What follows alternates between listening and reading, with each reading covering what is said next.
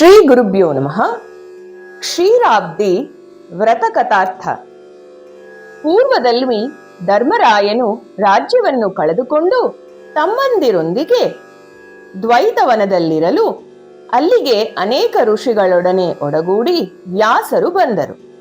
ಆಗ ಬಂದಂತ ವ್ಯಾಸರನ್ನು ಧರ್ಮರಾಜನು ತಕ್ಕ ಪೂಜೋಪಚಾರಗಳಿಂದ ಕುಳ್ಳಿರಿಸಿ ಅವರ ಅನುಜ್ಞೆಯಂತೆ ತಾನೂ ಕುಳಿತುಕೊಂಡು ಸ್ವಲ್ಪ ಕಾಲ ಕುಶಲ ಪ್ರಶ್ನೆಗಳಿಂದ ಮಾತನಾಡುತ್ತಿದ್ದು, ನಂತರ ಎಲೆ ಸ್ವಾಮಿಯೇ, ತಾವು ಎಲ್ಲಾ ಧರ್ಮಗಳನ್ನು ಉಪದೇಶಿಸತಕ್ಕ ಮಹಾನುಭಾವರು. ತಮಗೆ ತಿಳಿಯದ ಧರ್ಮವೇ ಇಲ್ಲ.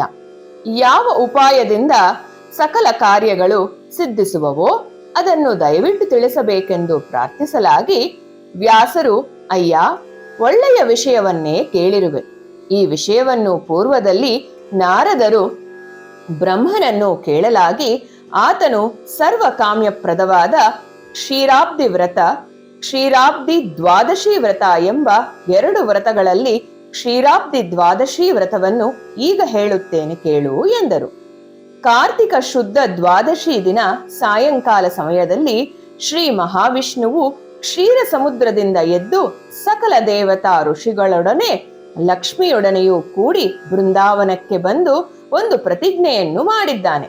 ಅದು ಏನೆಂದರೆ, ಯಾವ ಮನುಷ್ಯನೇ ಆಗಲಿ ಈ ಕಾರ್ತಿಕ ಶುದ್ಧ ದ್ವಾದಶಿ ದಿನ ಸಕಲ ಋಷಿಗಳೊಡನೆ ಕೂಡಿ ಬೃಂದಾವನಕ್ಕೆ ಬಂದವನಾಗಿ ನನ್ನನ್ನು ಲಕ್ಷ್ಮಿಯೊಡನೆ ಪೂಜಿಸಿ ತುಳಸಿ ಪೂಜೆಯನ್ನು ಮಾಡಿ ಕಥೆಯನ್ನು ಕೇಳಿ ದೀಪದಾನವನ್ನು ಮಾಡುವವರೋ ಸಕಲ ಪಾಪಗಳಿಂದಲೂ ವಿಮುಕ್ತರಾಗಿ ಸಾಯುಜ್ಯವನ್ನು ಹೊಂದುತ್ತಾರೆಂದು ಅನುಗ್ರಹಿಸುವುದರಿಂದ ನೀನು ಈ ವ್ರತವನ್ನು ಮಾಡು ಎಂಬುದಾಗಿ ಹೇಳಲು, ಕೇಳಿದ ಧರ್ಮರಾಯನು, ಸ್ವಾಮಿ, ಈ ವ್ರತವನ್ನು ಮಾಡುವ ವಿಧಾನವನ್ನು ದಯವಿಟ್ಟು ತಿಳಿಸಬೇಕೆಂದು ಪ್ರಾರ್ಥಿಸಲು, ವ್ಯಾಸರು, ಧರ್ಮರಾಜ, ಏಕಾದಶಿ ದಿನ ಉಪವಾಸವನ್ನು ಮಾಡಿ ದ್ವಾದಶಿ ದಿನ ಪಾರಣೆಯನ್ನು ಮಾಡಿ ಸಾಯಂಕಾಲ ಸ್ನಾನವನ್ನು ಮಾಡಿ ಪುನಃ ಶುಚಿಯುಳ್ಳವನಾಗಿ ತುಳಸಿ ಗಿಡಗಳ ಬಳಿ ಅಲಂಕಾರವನ್ನು ಮಾಡಿ ತುಳಸಿ ಮೂಲದಲ್ಲಿ ಲಕ್ಷ್ಮೀ ಸಹಿತನಾದ ವಿಷ್ಣುವನ್ನು ತುಳಸಿಯನ್ನು ಭಕ್ತಿಯಿಂದ ಅರ್ಚಿಸಿ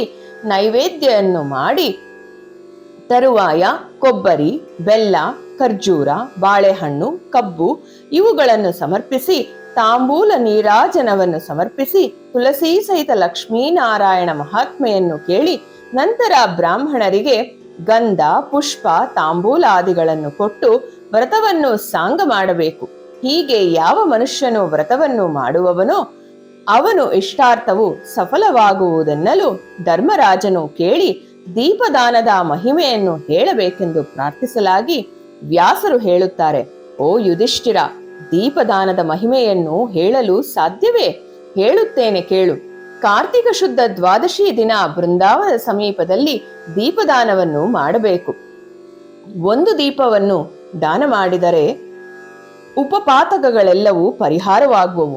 100 ದೀಪಗಳನ್ನು ದಾನ ಮಾಡಿದರೆ ವಿಷ್ಣು ಸಾಮೀಪ್ಯ ಮುಕ್ತಿ ಉಂಟಾಗುವುದು.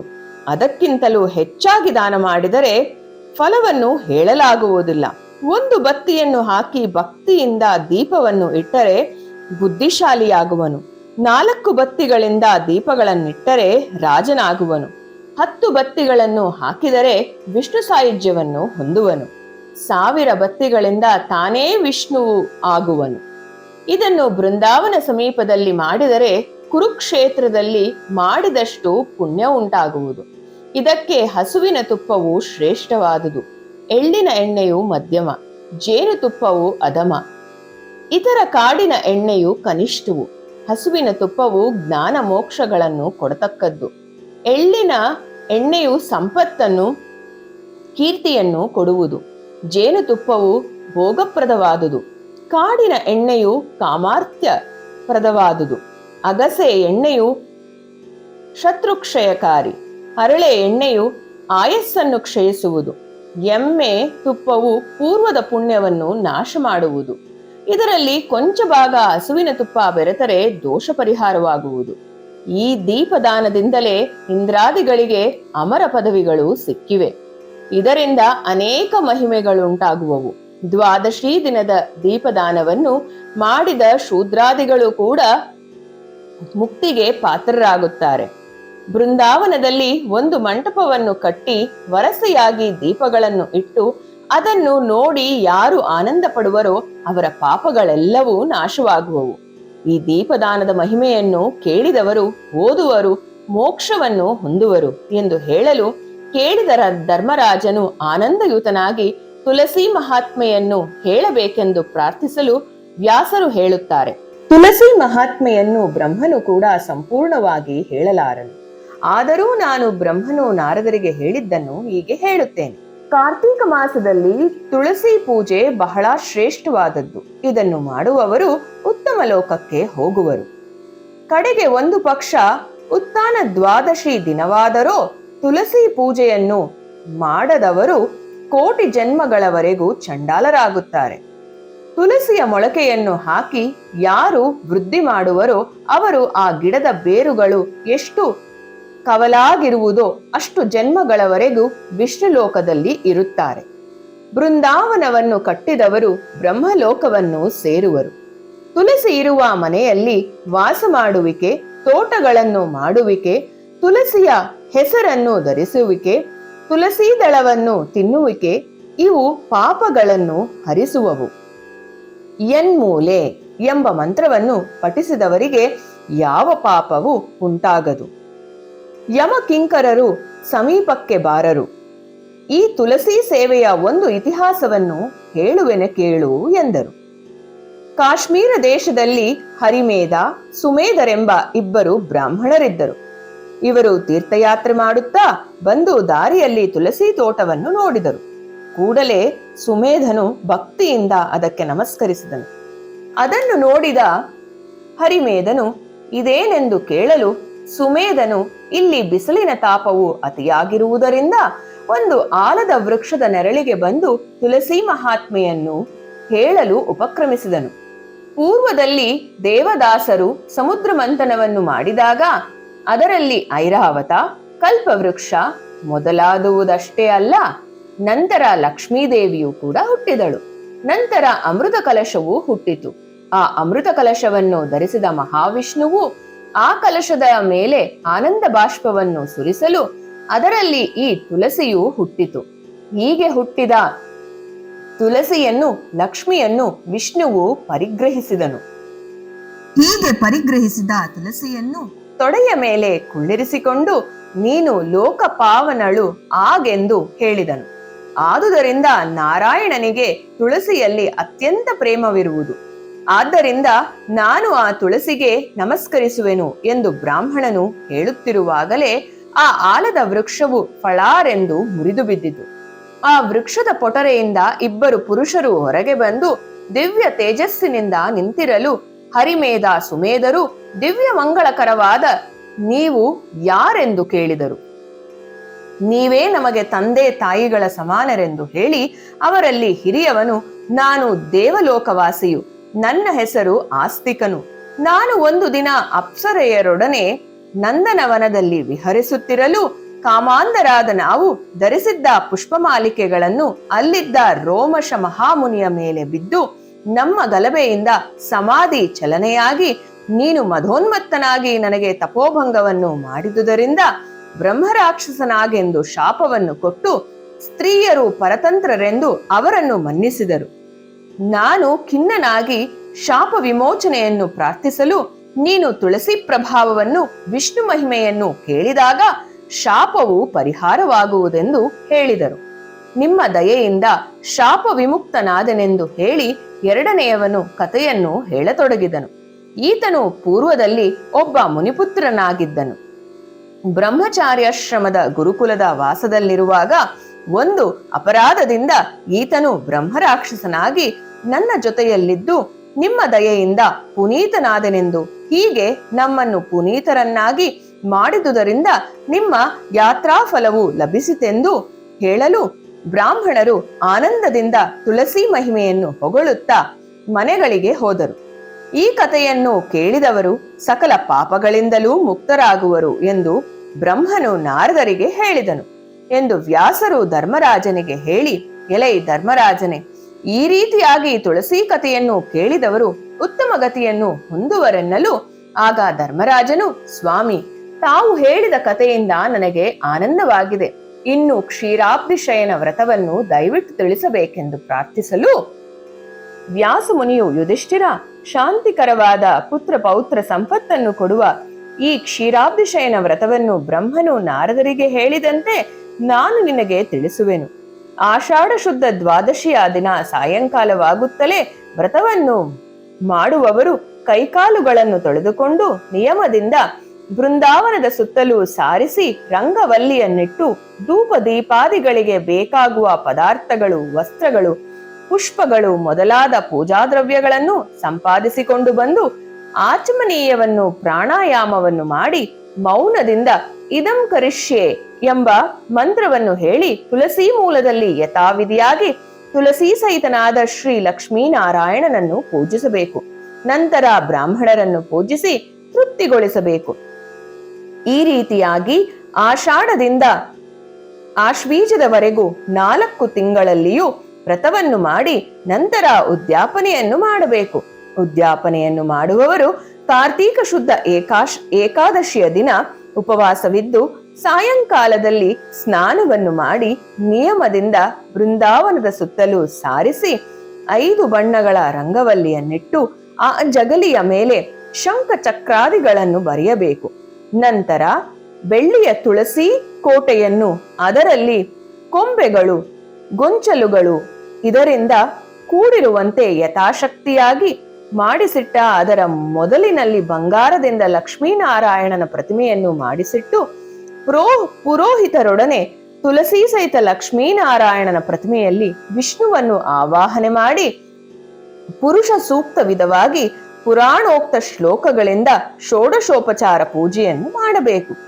ಈ ರೀತಿ ಸಾಂಗವಾಗಿ ವ್ರತವನ್ನು ನಡೆಸಿ ವಿಷ್ಣುವಿನ ಅನುಗ್ರಹವನ್ನು ಹೊಂದಿ ಅದನಂತರ ಬ್ರಾಹ್ಮಣರ ಪೂಜೆ ಮಾಡಿ ರಾತ್ರಿ ಜಾಗರಣೆಯನ್ನು ಮಾಡಿ ಮರುದಿನ ಪ್ರಾತಃ ಕಾಲಕ್ಕೆ ಸ್ನಾನವನ್ನಾಚರಿಸಿ ಆಚಮನೀಯವನ್ನು ಮಾಡಿ ಅಗ್ನಿ ಪ್ರತಿಷ್ಠೆಯನ್ನು ಮಾಡಿ ತದ್ವಿಷ್ಣು ಎಂಬ ಮಂತ್ರದಿಂದ ತುಪ್ಪದೊಡನೆ ಎಳ್ಳನ್ನು 100 1000 ಆಹುತಿಯನ್ನು ಕೊಡಬೇಕು. ನಂತರ ಅಗ್ನಿ ಪ್ರದಕ್ಷಿಣೆಯನ್ನು ಮಾಡಿ ಬ್ರಾಹ್ಮಣ ಸಂತರ್ಪಣೆಯನ್ನು ಮಾಡಬೇಕು. ಆಮೇಲೆ ಸುವರ್ಣ ಪ್ರತಿಮೆಯನ್ನು ಪುನಃ ಪೂಜೆ ಮಾಡಿ ನಾರಾಯಣೋ ಎಂಬ ಮಂತ್ರದಿಂದ ಯೋಗ್ಯನಾದ ಬ್ರಾಹ್ಮಣನಿಗೆ ದಾನವಾಗಿ ಕೊಡಬೇಕು. ದಾನದ ಮೌಲ್ಯಕ್ಕೆ 3ರಷ್ಟು ದಕ್ಷಿಣೆ ಕೊಡಬೇಕು. ಅನಂತರ ಬ್ರಾಹ್ಮಣ ಭೋಜನಾನಂತರ ತಾನೂ ಊಟ ಮಾಡಬೇಕು. ಹೀಗೆ ಯಾರು ಕ್ಷೀರಾಬ್ಧಿ ವ್ರತವನ್ನು ಮಾಡುವರೋ ಅವರ ಪುಣ್ಯ ಪ್ರಭವು ಇಷ್ಟೆಂದು ವರ್ಣಿಸಲಿಕ್ಕೆ ಆಗದು. ಬೃಂದಾವನದ ಸಮೀಪದಲ್ಲಿ ಈ ವ್ರತವನ್ನು ಮಾಡುವವರು ಆ ಗಿಡದಲ್ಲಿ ಎಷ್ಟು ಕೊಂಬೆಗಳು ಎಲೆಗಳು ಇರುವವೋ ಅಷ್ಟು ದಿನಗಳವರೆಗೆ ವಿಷ್ಣುಲೋಕದಲ್ಲಿರುವರು. ಯುಧಿಷ್ಠಿರ, ಈ ವಿಷಯದಲ್ಲಿ ಒಂದು ಇತಿಹಾಸವನ್ನು ಹೇಳುವೆನು ಕೇಳು. ಪೂರ್ವದಲ್ಲಿ ದ್ವಾರಾವತಿ ಪಟ್ಟಣದಲ್ಲಿ ವೇದಶಾಸ್ತ್ರ ನಿಧಿಯು ಮಹಾಪುಣ್ಯಾತ್ಮನೂ ಆದ ಒಬ್ಬ ಬ್ರಾಹ್ಮಣನಿದ್ದನು. ಆತನಿಗೆ ರೂಪರೇಖೆಗಳುಳ್ಳ ವೇಣಿ ಎಂಬ ಮಗಳಿದ್ದಳು. ಆಕೆಯು ಪೂರ್ವಕರ್ಮ ಪರಿಪಾಕದಿಂದ ಬಾಲ್ಯದಲ್ಲಿಯೇ ವೈದವ್ಯವನ್ನು ಹೊಂದಿದಳು. ಹೀಗೆ ವೈದವ್ಯ ದುಃಖವನ್ನು ಅನುಭವಿಸುತ್ತಾ ಆ ಕನ್ಯೆಯು ಒಂದು ದಿನ ತಂದೆಯ ಸಮೀಪಕ್ಕೆ ಬಂದು, ಅಪ್ಪ, ನನಗೆ ಈ ವೈದವ್ಯ ದುಃಖವನ್ನು ಅನುಭವಿಸಲು ಅಸಾಧ್ಯವಾಗುತ್ತಿದೆ. ಆದುದರಿಂದ ಈ ದುಃಖದಿಂದ ಪಾರಾಗುವ ಜ್ಞಾನೋಪದೇಶವನ್ನು ಮಾಡು ಎಂಬುದಾಗಿ ಕೇಳಲು ಅದಕ್ಕೆ ಆ ಬ್ರಾಹ್ಮಣನು, ಅಮ್ಮ, ನಿಯಮದಿಂದ ವಿಷ್ಣುವನ್ನು ಅರ್ಚಿಸು. ನಿನ್ನಂತವರಿಗೆ ವಿಷ್ಣುಗಿಂತಲೂ ಬೇರೆ ದಿಕ್ಕಿಲ್ಲವಾಗಿ ನೀನು ವಿಷ್ಣು ಪ್ರೀತಿಕರವಾದ ಕ್ಷೀರಾಬ್ಧಿ ಶಯನ ವ್ರತವನ್ನು ಮಾಡು ಎಂದು ಆ ವ್ರತ ವಿಧಾನವನ್ನು ವಿವರವಾಗಿ ತಿಳಿಸಲು ಆಕೆಯು ತಂದೆಯನ್ನು ಹತ್ತಿರದಲ್ಲಿಟ್ಟುಕೊಂಡು ಸಂಪೂರ್ಣ ಭಕ್ತಿಯಿಂದ ಆ ವ್ರತವನ್ನು ಸಾಂಗವಾಗಿ ಮಾಡಿದಳು. 2ನೆಯ ಜನ್ಮದಲ್ಲಿ ಮಿತ್ರವಿಂದೆ ಎಂಬ ಹೆಸರಿನಿಂದ ಹುಟ್ಟಿ ಶ್ರೀಕೃಷ್ಣನಿಗೆ ಹೆಂಡತಿಯಾದಳು. ಆದುದರಿಂದ ಯಾರು ಈ ವ್ರತವನ್ನು ಮಾಡಿದರೂ ಕೋಟಿ ಜನ್ಮಗಳಿಂದ ಗಳಿಸಿದ ಪಾಪವನ್ನು ಕೂಡ ಹೋಗಲಾಡಿಸಿಕೊಂಡು ಸಮಸ್ತವಾದ ಇಹ ಸುಖಗಳನ್ನು ಹೊಂದಿ ಕಡೆಗೆ ಮೋಕ್ಷವನ್ನು ಹೊಂದುವರು. ಈ ಮಾತು ಸತ್ಯವು. ಇಲ್ಲಿಗೆ ಬ್ರಹ್ಮ ವೈತರ್ವತ ಪುರಾಣದ ವ್ಯಾಸ ಯುಧಿಷ್ಠಿರ ಸಂವಾದದಲ್ಲಿ ಬರುವ ಕ್ಷೀರಾಬ್ಧಿ ಶಯನ ವ್ರತಕಥೆಯು ಸಮಾಪ್ತಿಯಾದುದು. ಕಾರ್ತಿಕ ಶುದ್ಧ ದ್ವಾದಶಿಯ ದಿನ ಮಾಡುವಂತ ತುಳಸಿ ವಿವಾಹ ಏನಿದೆ ಅದು ತುಂಬಾ ಪರಿಣಾಮಕಾರಿಯಾದದ್ದು. ಮತ್ತೆ ನಮ್ಮ ನಂಬಿಕೆಗೆ ತುಂಬಾ ಪುರಾಣಗಳಿಂದ ಕೂಡ ಸಾಬೀತಾಗಿರುವಂಥದ್ದು. ಈ ಒಂದು ತುಳಸಿ ವಿವಾಹದ ಬಗ್ಗೆ ಮತ್ತೆ ವೃಂದಾ ಅನ್ನೋ ಒಬ್ಬ ಸ್ತ್ರೀಯ ಬಗ್ಗೆ ಮತ್ತೆ ಅವಳ ಪತಿ ಜಲಂಧರನ ಬಗ್ಗೆ ನಮ್ಮ ಹಿಂದೂ ಗ್ರಂಥಗಳಾದ ಸ್ಕಂದ ಪುರಾಣ, ಪದ್ಮಪುರಾಣ, ಶಿವಪುರಾಣದಲ್ಲಿ ಕೂಡ ಉಲ್ಲೇಖವಿದೆ. ಈ ವೃಂದಾ ಅನ್ನೋ ಸ್ತ್ರೀ ಅಸುರನಾದ ಕಾಲನೇಮಿ ಅನ್ನೋಳ ಮಗಳು. ವೃಂದಾ ತುಂಬಾ ಧರ್ಮನಿಷ್ಠೆಯಾಗಿದ್ದು ವಿಷ್ಣುವಿನ ಮಹಾನ್ ಭಕ್ತೆಯಾಗಿರ್ತಾಳೆ. ಶಿವನ ಒಂದು ಕೋಪದಿಂದ ಹುಟ್ಟಿದಂತ ಈ ಜಲಂಧರ ಅನ್ನೋ ಒಬ್ಬ ರಾಕ್ಷಸ ವೃಂದಾಳನ್ನ ಮದುವೆಯಾಗಿರ್ತಾನೆ. ಸಮುದ್ರ ಮಂಥನದ ಸಮಯದಲ್ಲಿ ಜಲಂಧರ ದೇವತೆಗಳ ಮೇಲೆ ಯುದ್ಧವನ್ನ ನಡೆಸಿ ಸ್ವರ್ಗವನ್ನ ವಶಪಡಿಸ್ಕೊಂತಾನಂತೆ. ಮತ್ತೆ ಸದ್ಗುಣಶೀಲನ ರಾಜನಾಗಿ ಕೂಡ ಆಳ್ವಿಕೆಯನ್ನ ಮಾಡ್ತಾ ಇರ್ತಾನೆ.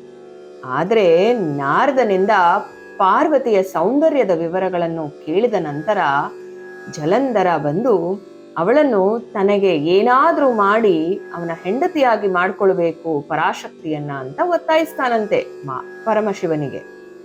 ಕೋಪಗೊಂಡಂತ ಶಿವ ಏನ್ ಮಾಡ್ತಾನಂತೆ, ಅಸುರನ ಮೇಲೆ ಯುದ್ಧವನ್ನ ಘೋಷಿಸ್ತಾನಂತೆ. ಆದ್ರೆ ಶಿವನಿಗೆ ಗೊತ್ತಾಗತ್ತಂತೆ ಇವನು ಒಬ್ಬ ಅಜೇಯ ವೈರಿ, ಇವನ ಹೆಂಡತಿಯ ಒಂದು ಪಾತಿವ್ರತ್ಯ ಧರ್ಮ ಏನಿದೆ ಅದು ಇವನನ್ನ ಕಾಪಾಡ್ತಾ ಇದೆ ಅಂತ ಗೊತ್ತಾಗತ್ತಂತೆ. ಇಷ್ಟರಲ್ಲೇ ವೃಂದಾ ಒಂದು ದುಸ್ವಪ್ನವನ್ನ ಕಾಣ್ತಾಳಂತೆ. ಅವಳ ಸ್ವಪ್ನದಲ್ಲಿ ಅವಳ ಪತಿ ಜಲಂಧರ ಎಮ್ಮೆಯ ಮೇಲೆ ಕುಳಿತಿರೋದನ್ನ ನೋಡ್ತಾಳಂತೆ. ಆಕಾಶ ಎಲ್ಲ ಕತ್ತಲೆಯಾಗಿ ಮತ್ತೆ ಪ್ರಕಾಶವಿಲ್ಲದೆ ಸೂರ್ಯನನ್ನು ಕೂಡ ನೋಡ್ತಾಳಂತೆ. ಅದು ಏನನ್ನ ಸೂಚಿಸ್ತಿದೆ ಅಂತ ತುಂಬಾ ಭಯಭೀತಳಾಗಿ ದಿಕ್ಕು ಕಾಣದೆ ಕಾಡಲ್ಲಿ ಓಡಾಡಕ್ಕೆ ಶುರು ಮಾಡ್ತಾಳಂತೆ.